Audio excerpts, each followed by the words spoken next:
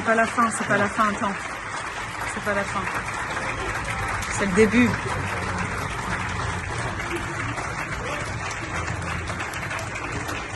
Les hauts fonctionnaires, porte-parole de Reconquête, membres du cabinet d'Éric Zemmour, mais surtout la bête noire des gauchistes et de Twitter, faites un tonnerre d'applaudissements à Jean Messia.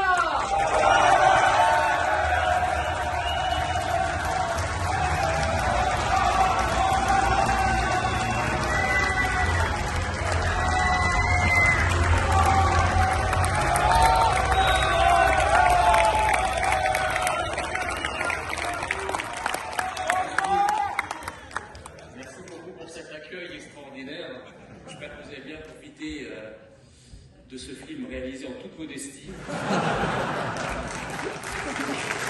Marque de mon humilité profonde. Écoutez, je suis venu ce soir pour vous parler de la France.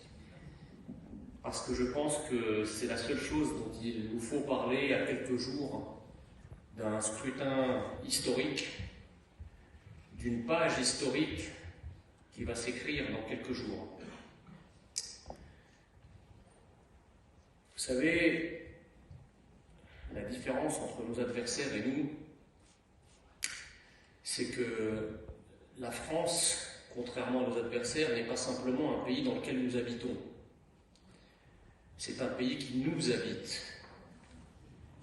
La France n'est pas simplement un pays dans lequel nous vivons. La France est un pays qui vit en nous. Il faut applaudir alors.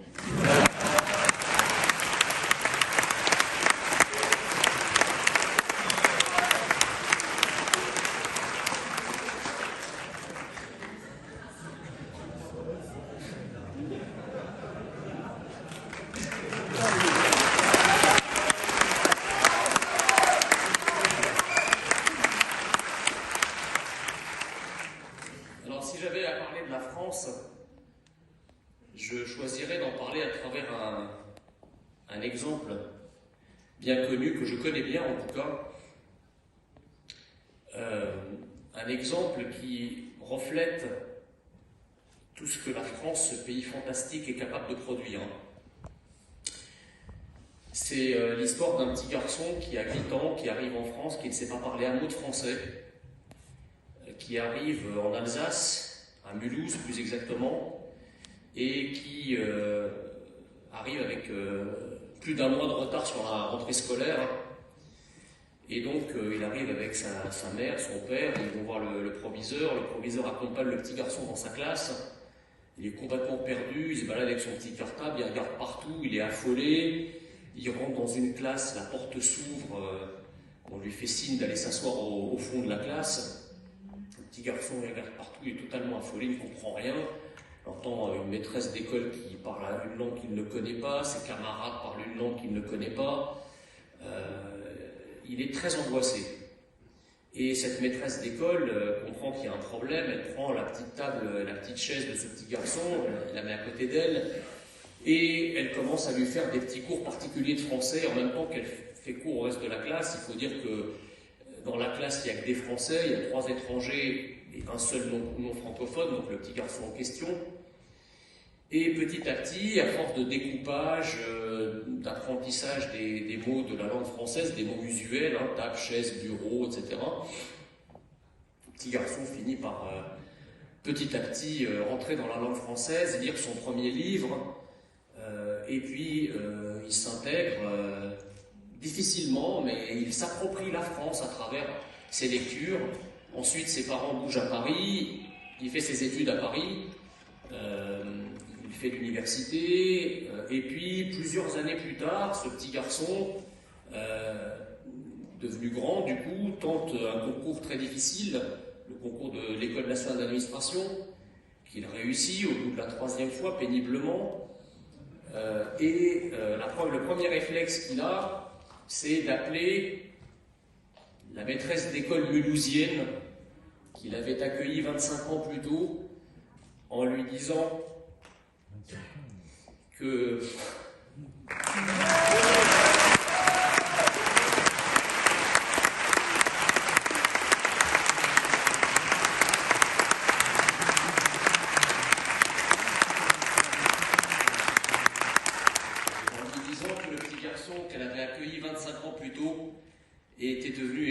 bien, ce garçon, vous l'avez devant vous ce soir.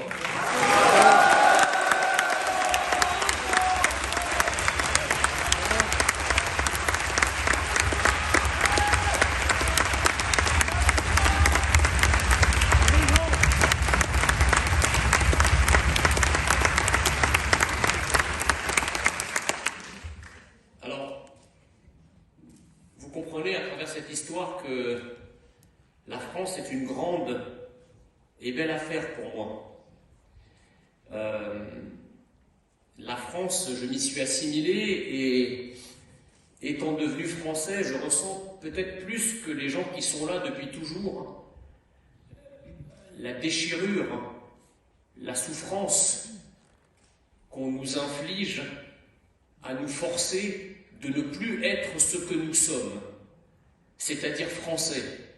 Et donc, depuis que j'ai compris ce qu'était la France à travers les livres, indépendamment de tous les discours politiques que j'ai pu entendre, je n'ai eu qu'une seule idée en tête, c'est me battre pour que la France reste ce qu'elle est, c'est-à-dire française, et qu'elle soit capable de faire des Français, c'est-à-dire de se donner elle-même, qui est un trésor magnifique, à des gens qui, pour ne pas être français, rêvent de le devenir. Eh bien, j'ai décidé de suivre Éric Zemmour, parce que lui seul a une telle image de grandiosité de la France qu'il veut en faire cadeau à tous ceux qui souhaitent devenir français.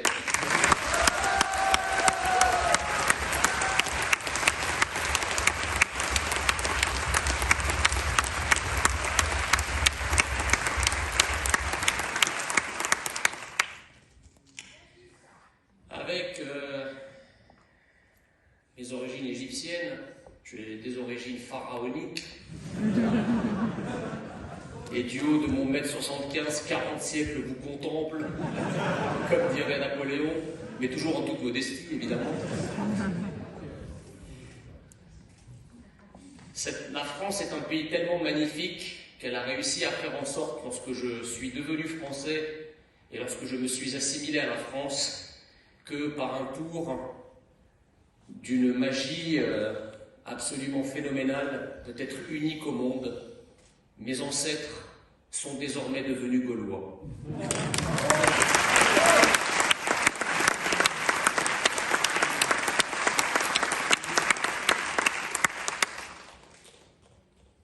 Le cadeau que la France veut faire à la fois aux Français et à ceux qui ne le sont pas, nous invitons tout le monde à l'accepter comme une espèce d'offrande sacrée, spirituelle, qui repose le cœur, repaît l'âme et vous dote d'une identité qui fait de vous les contemporains de Chateaubriand, de Bonaparte, de Lamartine, de Victor Hugo, et j'en passe et des meilleurs. Aujourd'hui, toujours en toute modestie, je suis devenu le contemporain de tous ces poètes, de tous ces écrivains, de tous ces historiens qui font ce que nous sommes, c'est-à-dire des Français, et j'en suis très fier, comme vous.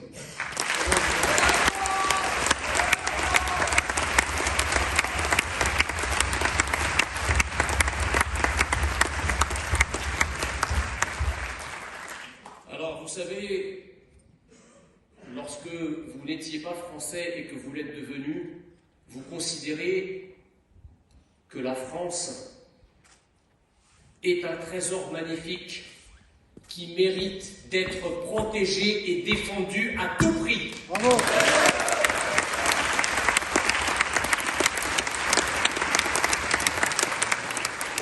Et lorsque vous devenez pleinement français et que vous adhérez à l'identité nationale française et à la culture française, la France vous dote d'une connaissance, d'une culture et d'un savoir que même les plus virulents des détracteurs sont incapables de contrer.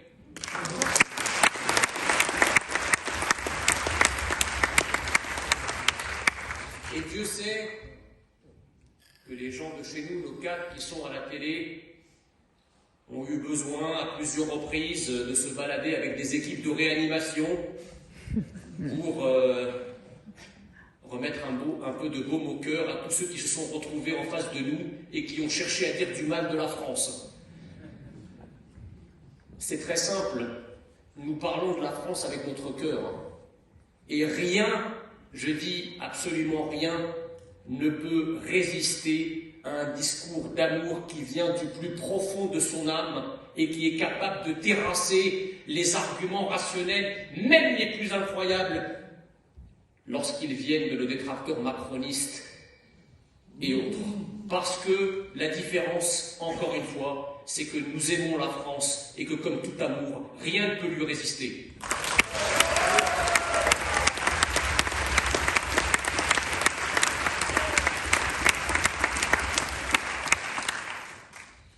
Je suis toujours très surpris lorsque nous avons en face de nous des adversaires qui nous expliquent que nous défendons une chimère, qu'Éric Zemmour aurait une vision de la France fantasmée, que la France qu'il défend et que nous défendons n'a jamais en réalité existé, que ça fait partie d'un rêve, que ça fait partie d'une fantasmagorie, d'une réécriture embellie de quelque chose qui n'aurait jamais existé. Qui n'aurait jamais existé, ça. Je cherche la liaison. Moi, je ne comprends pas très bien, c'est que ces gens-là me disent ça à moi, entre autres, alors qu'ils le disent à d'autres, mais qu'ils le disent à moi. Moi, je n'étais pas français. Si la France n'existe pas, si la culture française n'existe pas, si l'identité nationale française n'existe pas, mais alors, que diantre, à quoi me suis-je donc assimilé ?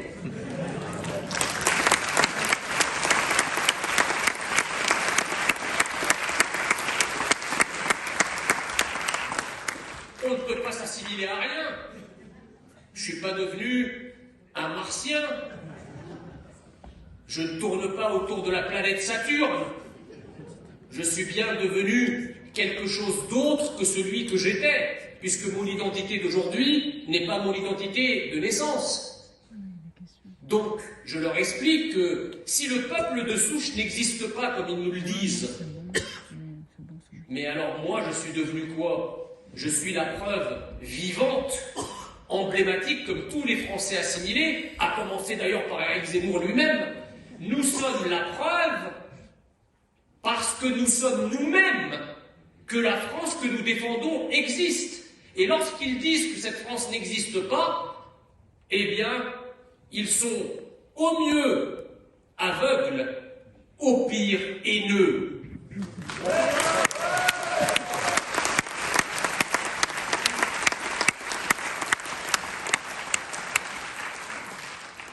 Parce que notre projet, le projet que défend Éric, c'est juste un projet, il se résume en un mot, c'est remettre à la tête de l'État français l'amour de la France.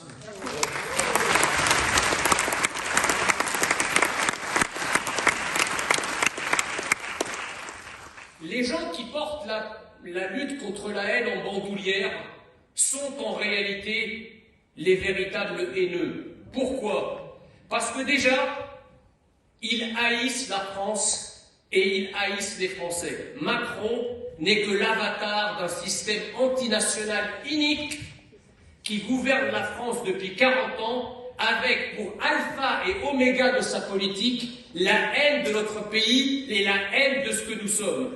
On dit souvent que le poisson pourrit par la tête. Eh bien, c'est un proverbe chinois. Eh bien,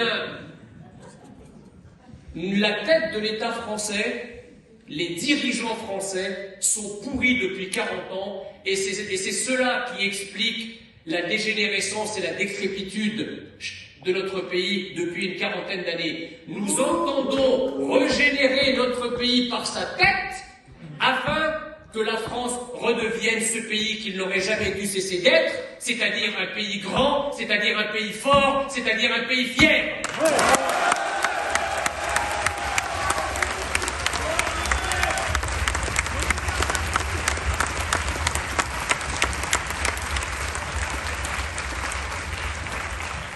Comme je le disais, nous voulons offrir la France en cadeau.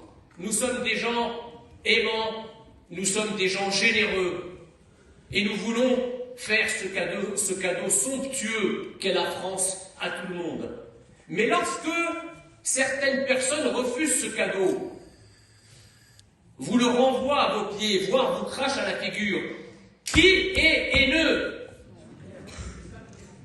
Ce sont ceux qui refusent ce que nous sommes, et pire, qui entendent nous imposer ce qu'ils sont, qui sont haineux. Nous sommes des amoureux et notre plan est un plan d'amour de la patrie. Eux, ils ont pour plan la haine et la destruction de notre patrie et nous les détruirons dans les urnes.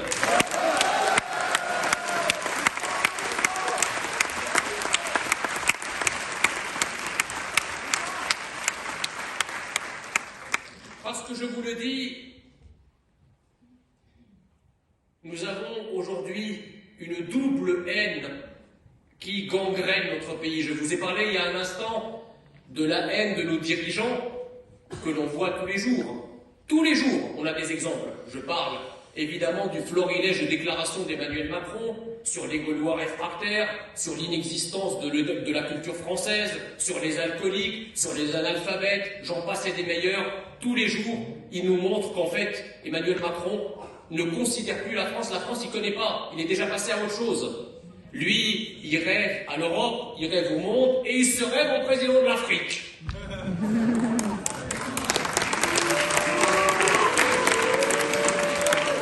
D'ailleurs, il n'a jamais le moindre sou pour la France. Quand un Français lui réclame du travail, il lui dit « t'as qu'à traverser la rue pour trouver un emploi ». Mais par contre, quand il s'agit de déverser des dizaines de milliards d'euros à l'Afrique, là, le pognon, on le trouve.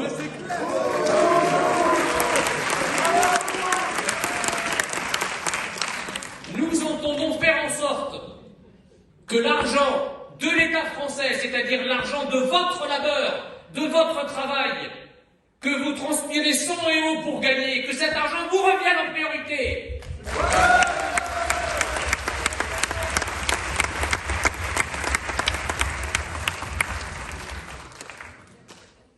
Même parfois, j'ai des catholiques qui me disent « Mais attends, la générosité, enfin, l'amour du prochain. » Mais l'amour du prochain, chers amis, enfin, pour ceux d'entre vous qui connaissent un peu l'Évangile, c'est le bon samaritain. Exactement. Et le bon samaritain, effectivement, c'est quelqu'un qui s'arrête, qui aide son prochain, qui l'emmène à l'hôtel où il paye pour qu'il se soigne, etc.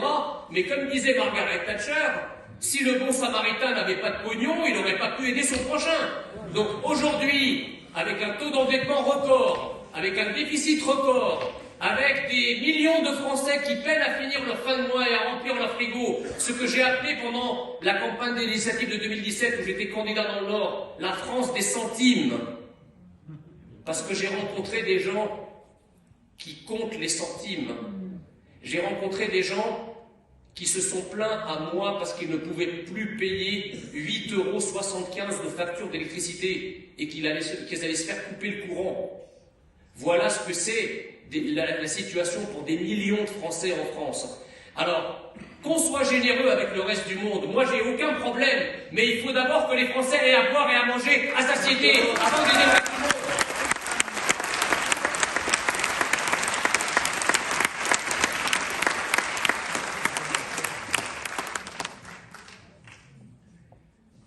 Et pour cela, il n'y a pas de contradiction entre notre combat contre la fin de la France et notre combat contre les difficultés de la fin du mois.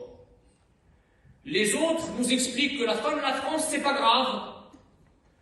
La fin du mois, ça l'est peut-être un peu plus, mais qu'il faudrait surtout se concentrer sur la fin du monde, sur le réchauffement climatique. Moi, j'ai pas de problème avec ça. C'est d'ailleurs des gens, lorsque vous les entendez parler de la France, ils ne vous disent jamais notre pays. Écoutez, tendez bien l'oreille sur les plateaux télé, la France, c'est toujours ce pays. Comme si c'était un objet volant non identifié qu'ils ne connaissent ni d'Ève ni d'Adam. Et qu'ils ne connaissent ni des lèvres ni des dents.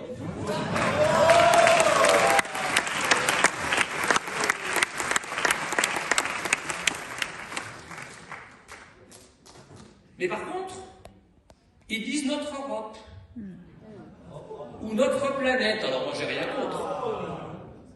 Moi, je n'ai rien contre.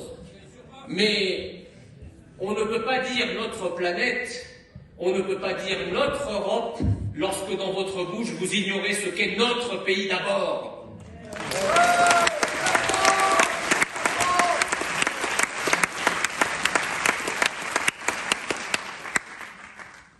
Alors on nous dit la préférence nationale, la priorité nationale, appelez ça comme vous voulez, ça serait un concept raciste et haineux. Alors moi je trouve en effet que la notion de préférence nationale est un concept scandaleux. Parce qu'en réalité, aucune nation au monde qui se pense comme telle ne parle de préférence nationale, ça fait partie du contrat. Lorsque vous êtes citoyen d'un pays, de n'importe quel pays au monde, votre qualité de citoyen vous confère un accès à des droits et à des privilèges dont sont exclus les étrangers. La nation qui accorde les mêmes droits et les mêmes privilèges à des étrangers qu'à ses nationaux n'est en réalité plus une nation. Et donc,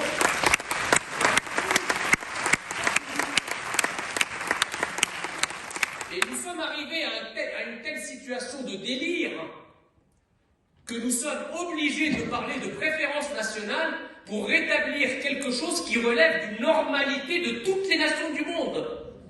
On est chez les fous.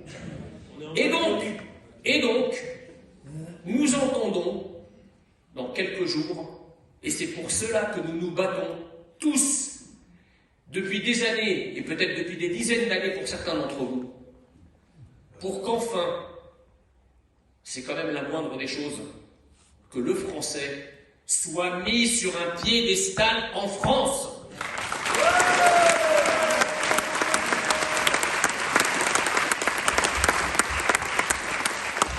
Et tous ceux qui veulent partager notre identité, tous ceux qui ne se contentent pas simplement de vivre parmi nous, mais qui veulent vivre comme nous leur tendons la main et avec eux nous aurons un destin commun.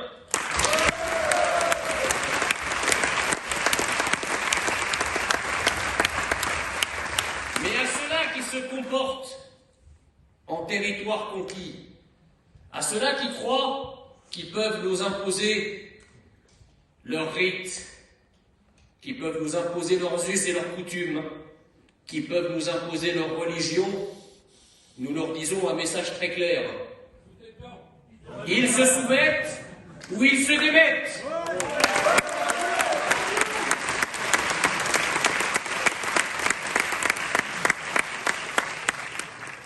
Et nous avons un système, donc nous avons cette haine des racailles, nous avons cette haine de l'islam radical qui entend nous soumettre, nous coloniser par le bas, et nous avons ces élites qui nous haïssent par le haut, et nous, au beau milieu de ce merdier.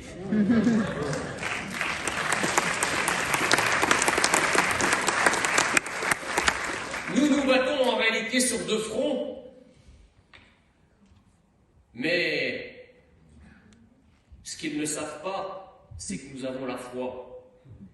Nous avons la foi en la France, nous avons la foi nationale, et la foi nationale, comme toute foi, est une foi qui déplace les montagnes.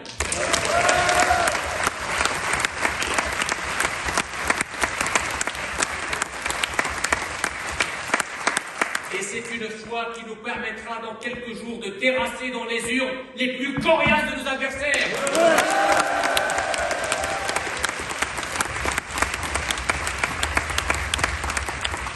Parce que nous ne laisserons pas faire. On ne laissera pas la France mourir. La France ne peut pas mourir, la France ne doit pas mourir, et tant qu'elle aura des soldats comme vous, prêts à se lever pour la défendre, la France ne mourra jamais.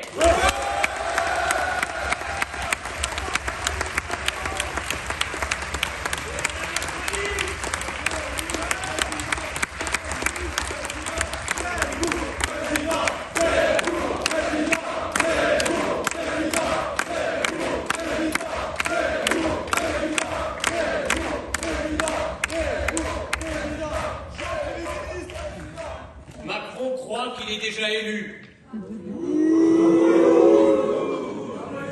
Mais vous savez, Macron, c'est le Mac qui ne sait pas.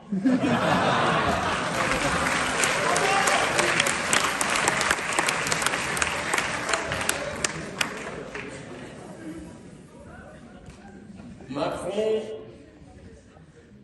est, paraît-il, progressiste.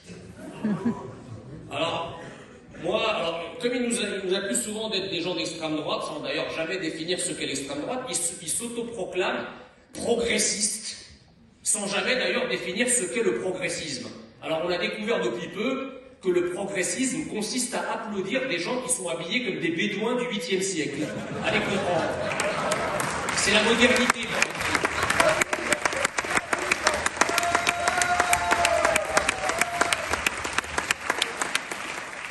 Le progressisme, c'est de vous dire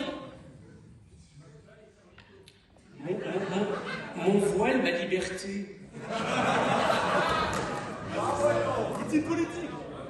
Ben, je suis désolé, mais pour nous, la liberté d'une femme, c'est d'avoir les cheveux au vent sur une Harley Davidson.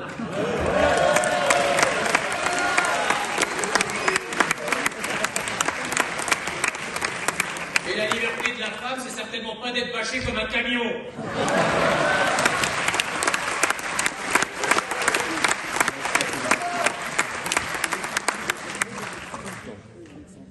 Le progressisme, c'est de croire qu'il n'y a plus d'identité nationale. Parce que l'identité nationale, vous comprenez, c'est un concept rance. C'est un concept rétrograde. Ils ont même inventé une insulte qui rend la notion d'identité nationale de manière olfactive. Ils disent que c'est un concept nauséabond.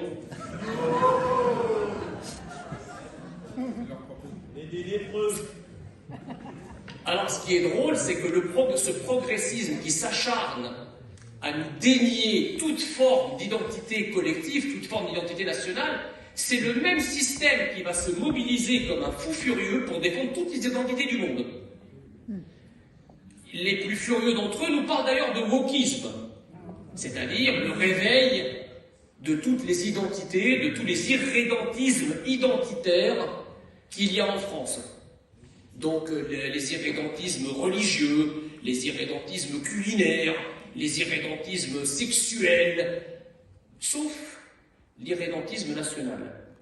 Avec Éric Zemmour, nous prétendons que la seule et unique identité qui mérite d'être réveillée en France, c'est l'identité nationale française.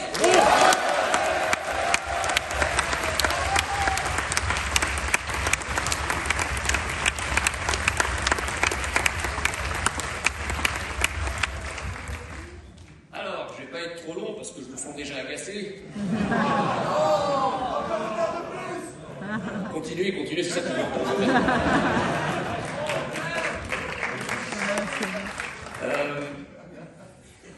Ce qui va se passer dimanche est très important.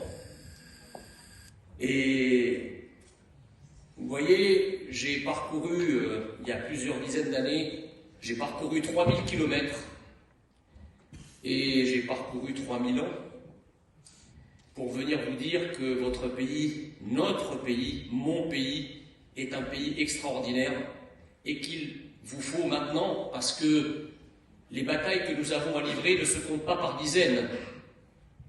Il y en a peut-être plus qu'une, peut-être deux, mais sans doute seulement une, pour le défendre.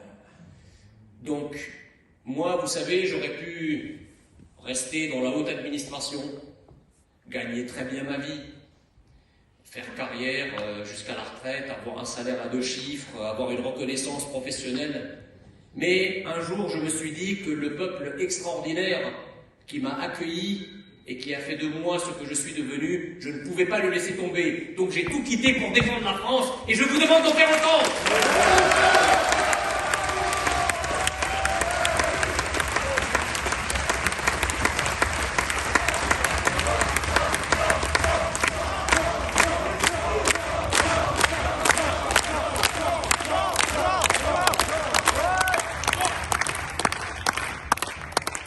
Parce que ce qu'ils ignorent, c'est que derrière Éric Zemmour, tout un peuple s'est levé.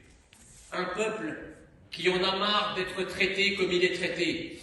Un peuple qui en a marre qu'on le nie jusqu'à dans son essence même, qu'on lui nie son identité, qu'on lui nie son être, qu'on lui nie son avoir, qu'on lui nie sa culture, qu'on lui nie son histoire, qu'on lui nie la richesse de son pays. Eh bien, tout un peuple s'est levé pour dire non, non et non.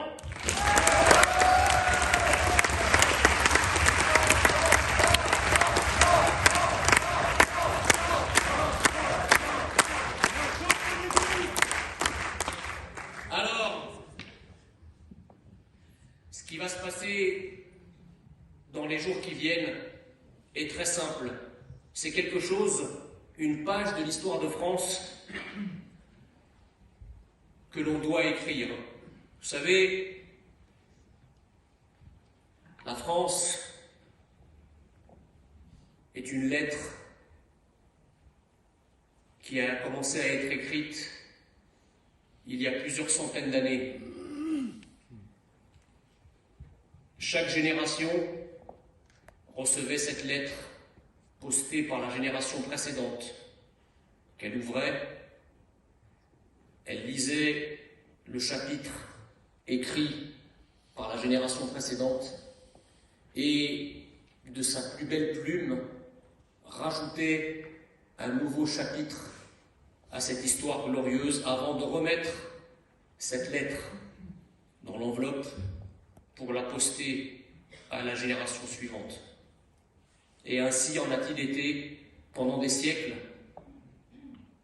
jusqu'au tournant des années 80, où nous avons eu une génération qui a été récipiendaire de ce courrier posté du très fond des âges et qui a décidé de le déchirer et de faire en sorte à faire croire à tout le monde que ce courrier, cette lettre n'avait jamais existé. Mais en réalité, un morceau de cette lettre est dans chacune et chacun d'entre vous. Et nous avons entrepris, derrière Éric Zemmour, d'aller à la recherche de chacun de ces petits morceaux de cette lettre, afin de faire en sorte de la restaurer et de faire en sorte que notre génération, tous ceux qui avaient un morceau de cette lettre et qui ont contribué à sa restauration, puissent à leur tour écrire un nouveau chapitre glorieux de notre histoire pour pouvoir faire en sorte que cette chaîne de l'histoire de France ne s'interrompe jamais, et elle ne doit pas s'interrompre.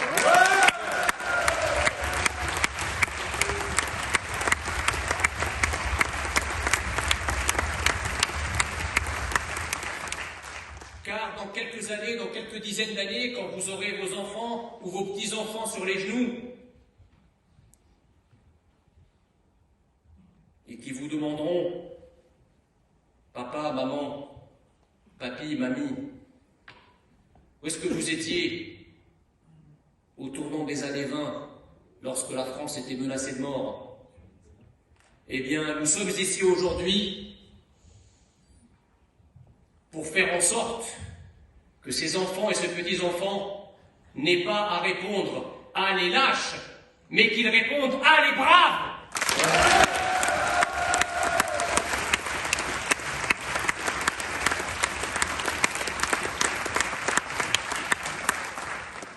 Je veux que vous vous mobilisiez de manière générale, parce que notre combat est épique, notre combat est historique. La décision qui sera prise au mois d'avril, c'est est-ce qu'on continue la formidable aventure française démarrée il y a plus de 1000 ans, ou est-ce qu'on l'arrête? On continue, et je veux que tout le monde se lève, que tout le monde défende son pays, que vous alliez convaincre vos amis, vos voisins, votre famille, que vous parliez de la France avec votre cœur. Parce que c'est dans notre cœur que la France est. Notre France n'est pas celle de Valérie Pécresse et de ses tableurs Excel. Notre France n'est pas celle de Macron et de son en même temps. Notre France, elle est enracinée. Notre France, elle est vernaculaire. Notre France, elle est ancrée en nous. Elle respire par tous les pores de notre peau. Alors allez-y, levez-vous, allez la défendre pour que le...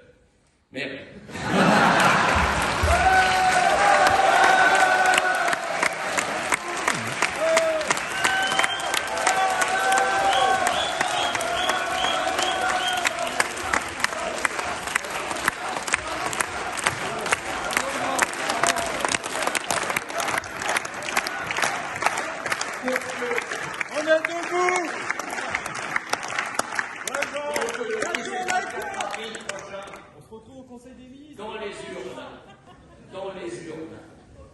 lorsque, dans les bureaux de vote, on ouvrira les urnes, que puisse apparaître dans chaque urne une lumière tricolore avec la lettre Z écrite dessus, afin d'envoyer Éric Zemmour à l'Élysée.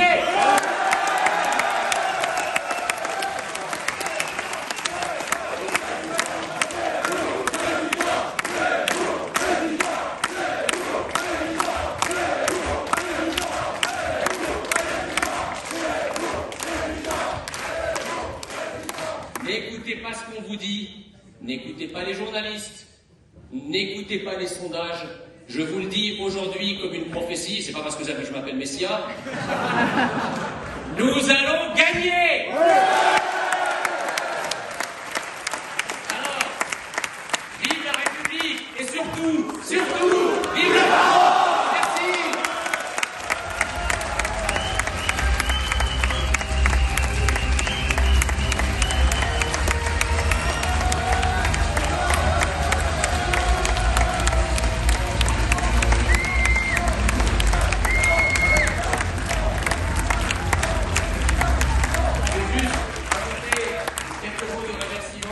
Je remercie bien évidemment tous les organisateurs de ce formidable meeting.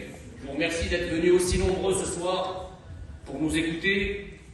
Je remercie, comme toujours, le service de sécurité, et notamment les mousquetaires du Z sur lesquels ces meetings ne peuvent pas se tenir. Bravo. Bravo.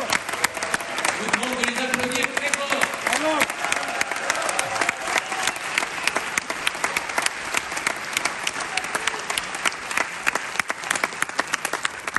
Merci à vous tous et que vive la France.